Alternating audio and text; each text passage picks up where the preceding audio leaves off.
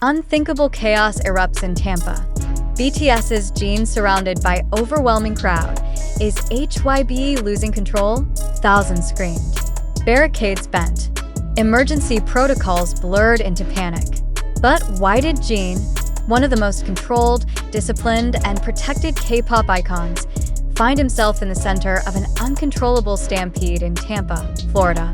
The incident shocked fans and observers worldwide, raising one unavoidable question: is HYBE dangerously underestimating the scale of Jin's solo power?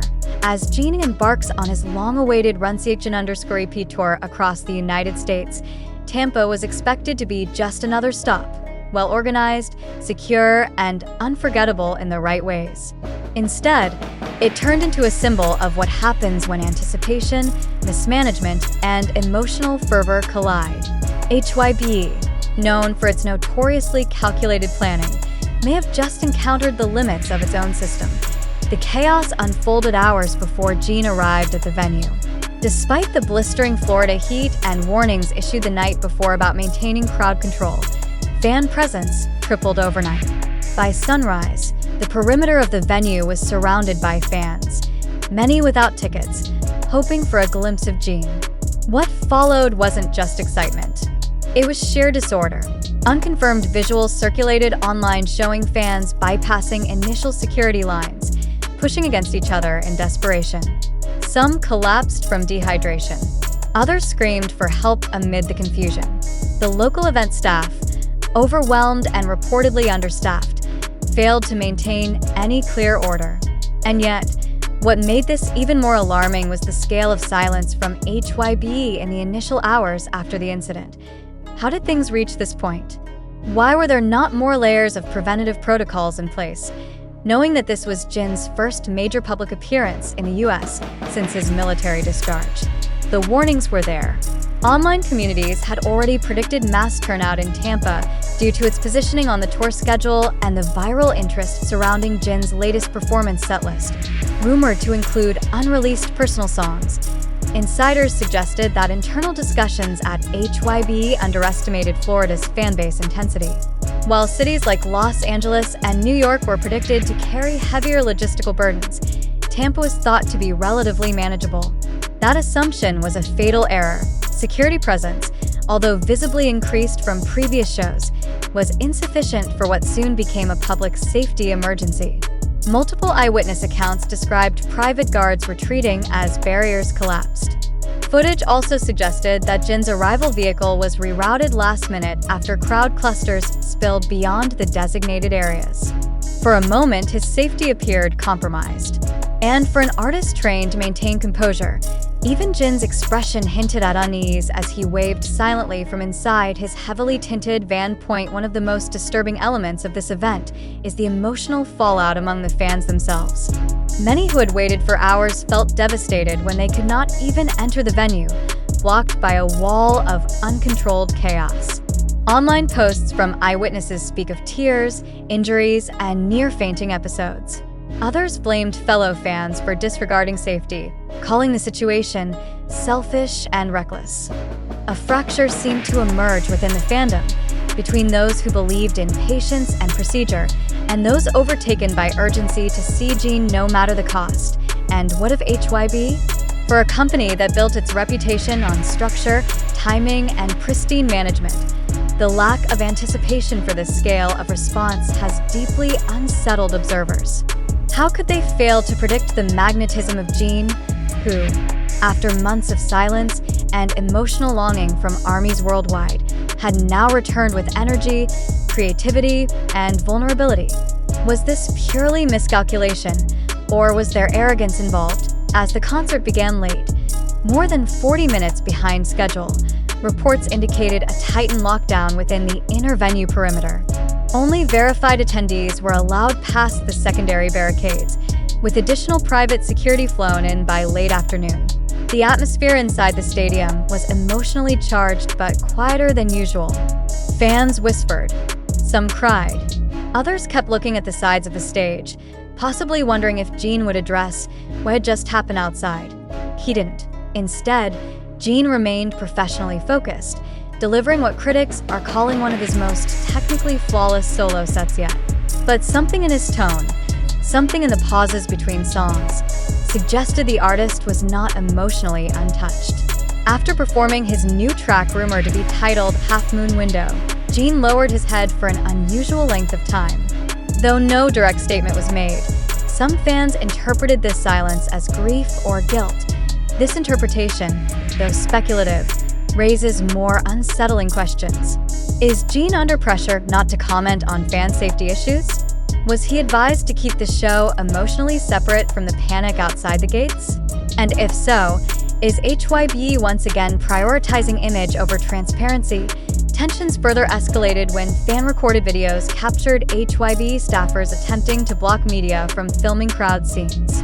One clip, now viral on several platforms, shows an employee shouting at a local reporter to turn the camera off immediately. This only amplified suspicions. What exactly was HYBE trying to suppress?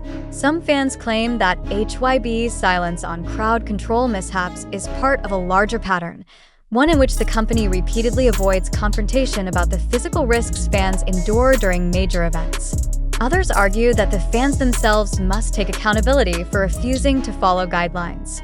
Yet, even among these debates, one truth remains irrefutable.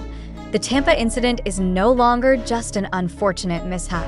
It is now a symbol of a system under pressure, a fandom emotionally overloaded, and a celebrity facing a force larger than any management forecast. Meanwhile, the next city on Jin's Seokjin_EP tour scheduled braces for impact. Local authorities are already requesting crowd restriction measures and increased security collaboration ahead of the show. But the damage to HYBE's credibility, at least among a portion of the fandom, may already be irreversible. There is also growing concern about the psychological toll this event might take on Jin himself. For an artist who has always expressed deep empathy toward fans, often emphasizing their safety and emotional well-being, watching such chaos erupt in his name could be devastating. If HYBE continues to shield him from openly addressing it, how long can that emotional pressure be contained? Across social media, the phrase HYBE failed Tampa is now trending. Whether this is an exaggeration or a warning remains to be seen. But one thing is clear: what happened in Tampa was not merely the result of overwhelming popularity. It was the consequence of structural overconfidence, emotional desperation, and a moment of truth that arrived before anyone was ready. With the next show only days away, eyes are no longer just on Jin. They're on every detail, every reaction, and every choice made by a company that now must face its own reflection. If Tampa was a test, the results are grim. The question now is, can they regain control before something worse happens? And perhaps more hauntingly, what if they can't? But as the storm of speculation grew wilder and fan panic continued to spiral across social platforms, a different layer of truth began to emerge. One that sharply contradicts the sensational narrative built around the so-called chaos in Tampa. After thorough review, including credible cross-verifications from attendees, security staff, and venue partners, it is now confirmed. The story of Jin being mobbed uncontrollably and HYBE losing control in Tampa is entirely false. There was no riot. No barriers collapsed. No emergency rerouting of vehicles. The narrative that fans dangerously flooded the venue and that Jin's safety was compromised has no grounding in factual evidence. Multiple first-hand videos taken from different angles at the event show orderly lines, regulated crowd management, and a well-prepared security force. In fact, several fans who were physically present at the concert expressed confusion and frustration when they saw exaggerated headlines being circulated online after the show. So, how did this rumor escalate to such proportions? It appears to be the result of a manipulated sequence of clips, taken out of context, and edited to appear as if crowd behavior had become dangerously unmanageable. A few viral posts on social media triggered a cascade of misinterpretations, with sensational captions and alarmist commentary feeding into an already sensitive and emotionally charged fanbase. The original source of the false information remains unclear, but the strategy mirrors what's often seen in viral disinformation campaigns: using partial truths, ambiguous visuals, and emotional bait to draw massive engagement. In this case, the name Jin BTS alone was enough to ignite widespread concern, and the mention of HYBE panic added a layer of institutional drama that made the rumor even more believable. It's important to emphasize that while fan enthusiasm at Jin's solo tour is indeed overwhelming and ticket demand remains exceptionally high, there was no incident in Tampa that endangered anyone's life, delayed the concert in any critical way, or provoked any emergency response. The concert went on exactly as scheduled, and Jin delivered his performance with the calm, grace, and professionalism expected from a global artist of his caliber. This false report serves as a stark reminder of how easily narratives can be twisted in the digital era.